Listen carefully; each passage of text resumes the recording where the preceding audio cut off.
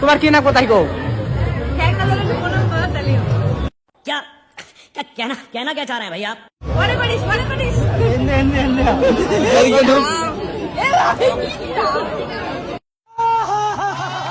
কইছে আর বন্যা মারা দেবো, আমার পছন্দ হয়েছে।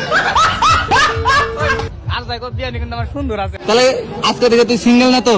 আমি সিঙ্গেল, এখন যখন বিয়া করুম তারপরে মিঙ্গেলম। शाबाश बेटा, बहुत बढ़िया। তাহলে কি বিয়েটা কি হবো? হবো? মাথা নড়াও কে, কিছু কও।